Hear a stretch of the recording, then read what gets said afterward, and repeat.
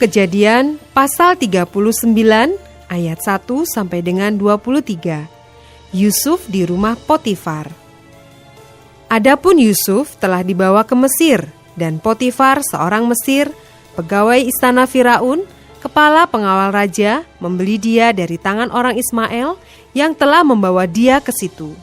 Tapi Tuhan menyertai Yusuf, sehingga ia menjadi seorang yang selalu berhasil dalam pekerjaannya. Maka tinggallah ia di rumah tuannya, orang Mesir itu. Setelah dilihat oleh tuannya bahwa Yusuf disertai Tuhan dan bahwa Tuhan membuat berhasil segala sesuatu yang dikerjakannya, maka Yusuf mendapat kasih tuannya, dan ia boleh melayani dia. Kepada Yusuf diberikannya kuasa atas rumahnya, dan segala miliknya diserahkannya pada kekuasaan Yusuf.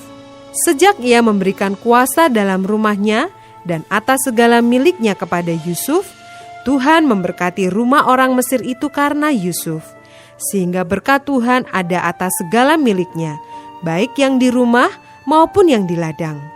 Segala miliknya diserahkannya pada kekuasaan Yusuf, dan dengan bantuan Yusuf, ia tidak usah lagi mengatur apa-apapun selain dari makanannya sendiri. Adapun Yusuf itu manis sikapnya dan elok parasnya. Selang beberapa waktu, istri tuannya memandang Yusuf dengan berahi. Lalu katanya, "Marilah tidur dengan aku." Tetapi Yusuf menolak dan berkata kepada istri tuannya itu, "Dengan bantuanku, tuanku itu tidak lagi mengatur apa yang ada di rumahnya ini, dan ia telah menyerahkan segala miliknya pada kekuasaanku. Bahkan di rumah ini ia tidak lebih besar kuasanya daripadaku, dan tiada yang tidak diserahkannya kepadaku selain daripada engkau, sebab engkau istrinya. Bagaimanakah mungkin aku melakukan kejahatan yang besar ini dan berbuat dosa terhadap Allah?"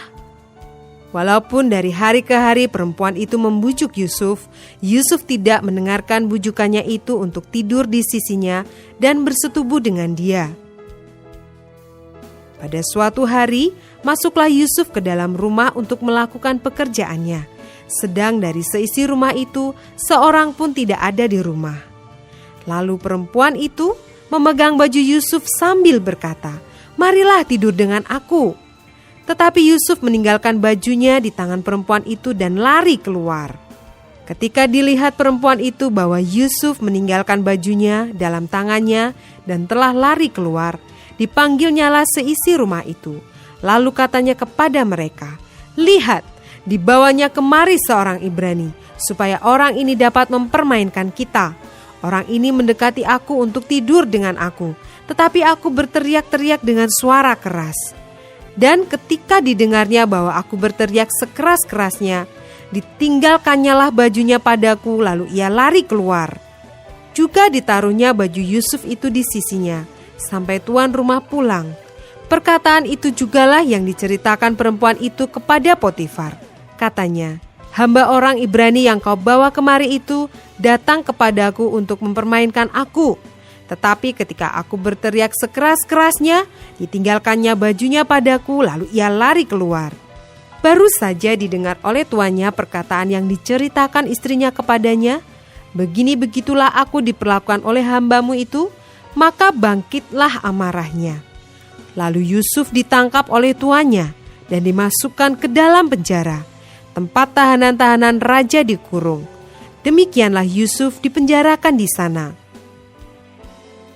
Tetapi Tuhan menyertai Yusuf dan melimpahkan kasih setianya kepadanya, dan membuat Yusuf kesayangan bagi kepala penjara itu. Sebab itu kepala penjara mempercayakan semua tahanan dalam penjara itu kepada Yusuf, dan segala pekerjaan yang harus dilakukan di situ, dialah yang mengurusnya. Dan kepala penjara tidak mencampuri segala yang dipercayakannya kepada Yusuf, karena Tuhan menyertai dia dan apa yang dikerjakannya dibuat Tuhan berhasil.